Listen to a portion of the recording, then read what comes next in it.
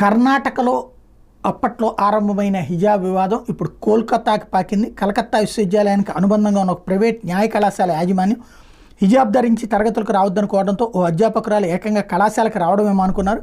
ఈ మేరకు సాంజిదా ఖాదర్ 3 ఏళ్ల నుంచి ఎల్జేడి న్యాయ కళాశాలలో అధ్యాపకురాలుగా పనిచేస్తున్నారు.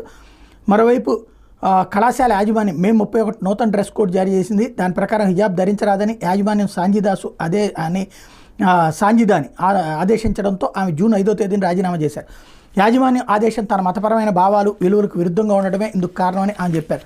ఈ విషయం బయటకు పొక్కడం వివాదం చెలరేగింది. కేవలం సమాచార లోపం కారణంగా ఈ ఘటన చోటు చేసుకుందని మంగళవారం నుంచి ఆమె తరగతులకు హాజరు కానున్నారని సోమవారం ప్రకటించింది.